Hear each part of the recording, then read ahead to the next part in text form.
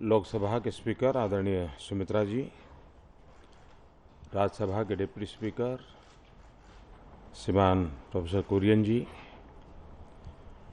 लोकसभा के deputy speaker श्रीमान थम्बी दुराई जी, उपस्थित सभी वरिष्ठ महानुभाव, 26 नवंबर संविधान दिवस के रूप में मनाना 2015 से प्रारंभ किया। कल्पना ये है कि हमारी नई पीढ़ी इस संविधान के साथ, उसकी प्रक्रिया के साथ, उसके उम्दा उद्देश्यों के साथ कनेक्ट रहनी चाहिए। ऐसा ना हो कि सब कुछ चलता है लेकिन कैसे चलता है पता ही नहीं हो। और ऐसी चीजों का एक निरंतर पुनः स्मरण आवश्यक होता है। और जब मूलभूत तत्वों का बार बार स्मरण करते हैं तो तत्कालीन समय के संदर्भ में करते हैं।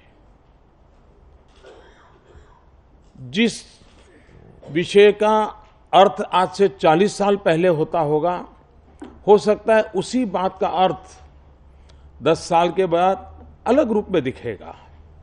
एक प्रोग्रेसिव अनफोल्डमेंट होता है, लेकिन वो तब होता है जब इन मूलभूत चीजों के साथ हम हर चीज तो कसते रहेंगे, तोलते रहेंगे। हमारे स्कूल कॉलेज के सभी बालकों को संविधान का प्रेम्बल कम से कम साल में एक बार सामूहिक रूप से उसका पठन हो, उद्घोष हो, व्याख्या हो। इससे लाभ ये होगा कि संविधान के महात्म्य का सामान्य जीवन में एक स्थान बनेगा।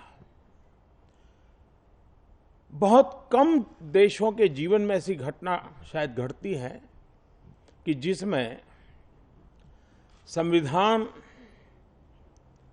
का उल्लेख बार बार आता है। लेकिन भारत एक देश ऐसा है कि जहां जब जब हम संविधान का स्मरण करते हैं, हमें डॉक्टर बाबा साहब आम्बेडकर का पुण्य स्मरण साथ साथ याद आता है। यानी बाबा साहब और संविधान, संविधान यानी बाबा साहब यानी संविधान, ऐसी जीवन की सिद्धि किसी भी व्यक्ति के जीवन में असंभव है जो बाबा साहब आम्बेडकर के जीवन में हम आज अनुभव कर रहे हैं।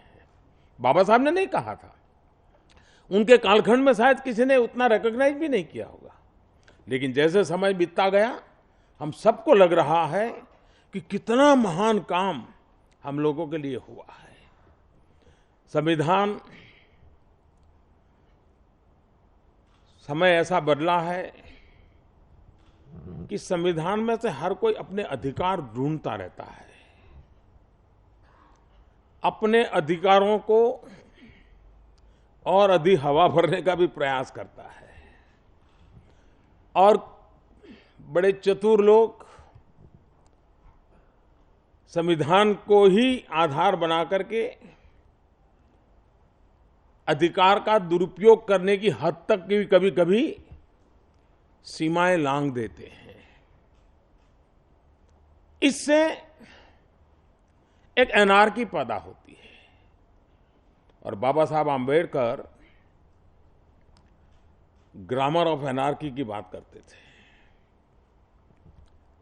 ये हम सबका दायित्व होता है, नागरिक हो, शासन व्यवस्था हो, सरकार हो,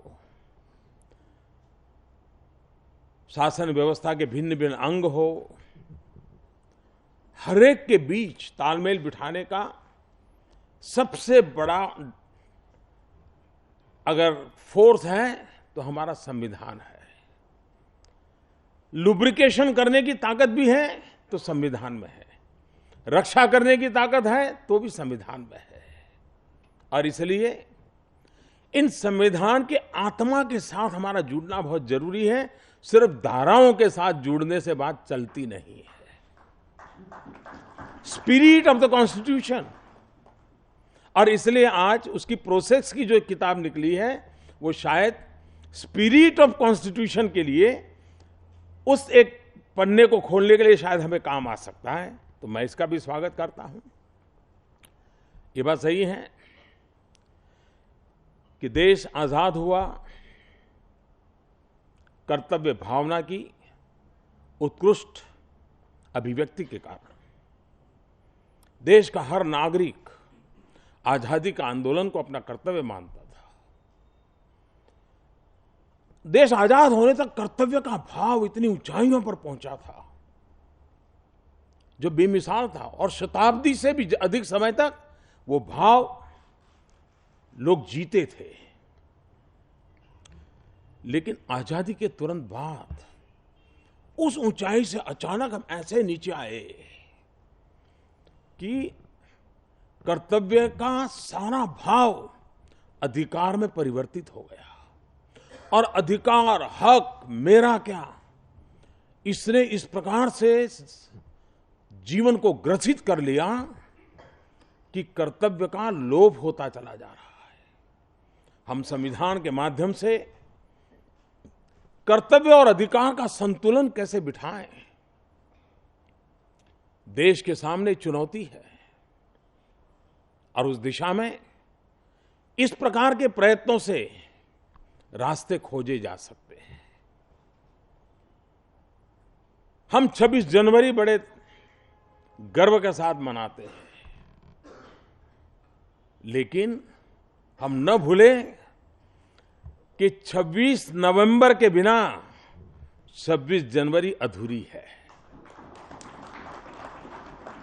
26 जनवरी की ताकत 26 नवंबर में है, और इसलिए इस 26 नवंबर का संविधान दिवस के रूप में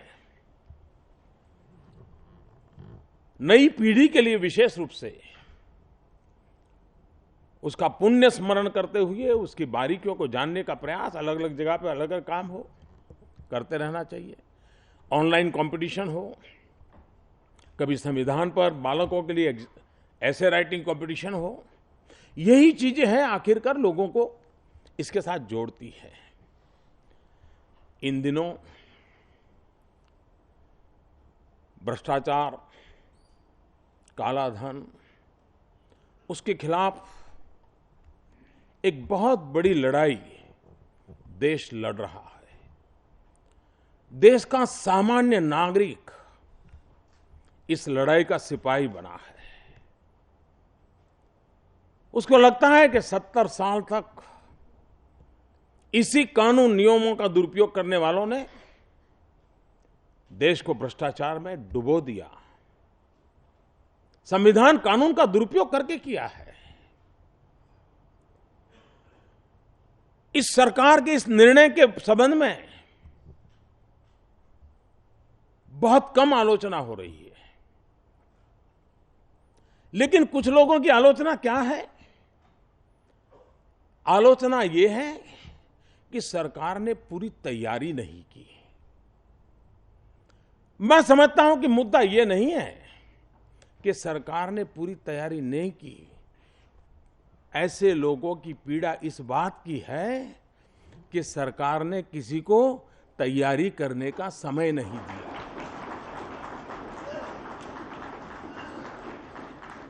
दुख इस बात का है, अगर उनको एक 72 घंटे भी तैयारी करने के लिए मिल जाते तो वाह वाह, मोदी जैसा कोई नहीं। कितना बड़ा अहम कदम उठाया। और इसलिए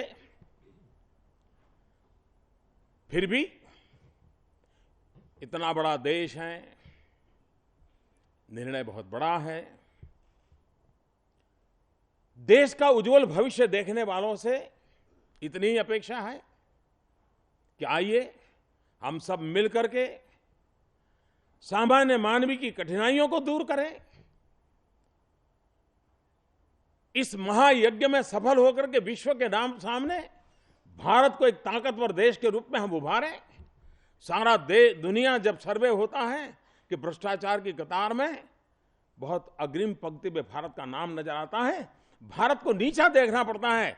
हमने गर्व से माथा ऊंचा करना है और इसलिए फैसले लेने होते हैं और फैसलों का अनुपालन करके सिद्धियां भी प्राप्त करनी होती है। और मैं निमंत्रण देता हूं सभी राजनीतिक दलों को, सामाजिक संस्थाओं को, मीडिया को। दूसरा, डिजिटल करेंसी। हर किसी को उसके पैसों का हक है, हर किसी को उसके पैसे उपयोग करने का हक है, कोई रोकता नहीं है। लेकिन जरूरी नहीं कि हर बार नोट हाथ में हो तभी उपयोग हो। आज व्यवस्थाएं बहुत उपलब्ध है। आप अपने मोबाइल फोन से भी अपने सारे रुपये जहां खर्च कर रहे हो कर सकते हो। आपके पाई पाई पर आपका हक है। मैं इस माध्यम से, जब संविधान की चर्चा हो रही है, संविधान इन व्यवस्थाओं का भी रक्षक है। मैं देशवासियों से और खास करके समाज का नेतृत्व करने वाले हर वर्ग से, मैं मीडिया से आग्रह करता हूं, जिस देश के पास 65% नौजवान हो, 35 से कम उम्र के नौजवान हो, जिस देश में 100 करोड़ से ज्यादा मोबाइल फोन हो, जिस देश में अब टेक्नोलॉजी मोबाइल फोन से भी कारोबार करने के लिए सुविधा उपलब्ध हो, सभी बैंक की अपनी ऐप हो, तो हम क्यों ना लोगों को प्रेरित करें, लोगों को प्रशिक्षित करें। और ये कोई कठिन काम नहीं है। जब आज हम व्हाट्सएप कहां सीखने गए थे, किसी इंजीनियरिंग कॉलेज में जाकर के, आईटी कॉलेज में जाकर के, अनपढ़ भी अनपढ़ आदमी को मालूम है कि व्हाट्सएप कैसे देखना, व्हाट्सएप कैसे फॉरवर्ड करना। जितनी सरलता से व्हाट्सएप फॉरवर्ड होता है, उतनी ही सरलता से हम शॉपिंग भी कर सकते हैं अपने मोबाइल फोन से। देश का उज्जवल भविष्य के लिए हमने एक ट्रांसपेरेंसी लाने की आवश्यकता है, डिजिटल करेंसी की ओर जाने की आवश्यकता है। और हिंदुस्तान की 500 शहर इस एक हफ्ते में अगर चाहे तो इस काम को कर सकते हैं। आपको हैरानी होगी, 8 नवंबर के इस निर्णय का सबसे बड़ा परिणाम का फायदा किसने उठाया? मैंने कल हिसाब लिया कुछ महानगर पालिकाओं का, बहुत कम, इन्हीं की नगर पालिका, महानगर पालिका, कोई 40-50 का मुझे बताया गया। पहले 3-3.5 हजार करोड़ टैक्स आता था। 8 नवंबर के बाद 13,000 करोड़ उनके खजाने में जमा हो गया। ये पैसा किसके काम आएगा? उस गांव के गरीब बस्ती में कहीं रास्ते बनेंगे, कहीं बिजली लगेगी, कहीं पानी के नल लगेंगे। एक समाज जीवन में क्रांति की दिशा में काम बढ़ रहा है। और इसलिए राजनीति के ऊपर भी समाज हित के बहुत काम करने होते हैं। संविधान हमें वो प्रेरणा देता है। संविधान हमें हमारी विरासतों का संभालने की जिम्मेवारी देता है, लिखा हुआ है उसमें। हमारी इस महान विरासत की संभालना ये संवैधानिक हमारी जिम्मेवारी है। आइए हम सब मिलकर के बाबा साहब आंबेडकर ने जो महान कार्य किया है, उसके शब्दों को और भावों को पीढ़ी दर पीढ़ी समयानुकूल संदर्भ में हम उसको जी के सीखें, जीना सीखें, जी करके दिखाएं और देश को हर पल नई ताकत, नई ऊर्जा देते रहे। मैं सुमित्रा जी का हृदय से अभिनंदन करता हूं कि इस बार पार्लियामेंट नहीं थी, 26 तारीख को छुट्टी थी, फिर भी उन्होंने इस संविधान दिवस के महात्म्य को बरकरार रखने के लिए इतना बड़ा प्रकल्प किया। स्टेट में भी उसका इनिशिएटिव लिया गया, स्कूल कॉलेजेस में इनिशिएटिव लिया गया और धीरे धीरे करके ये भी एक महत्वपूर्ण अवसर के रूप में बनेगा, मुझे विश्वास है। मैं इस समय मुझे आने का अवसर मिला, मेरी समय की कठिनाई के कारण आपको भी जरा जल्दी आना पड़ा, इसके लिए मैं क्षमा चाहता हूं। बहुत बहुत धन्यवाद।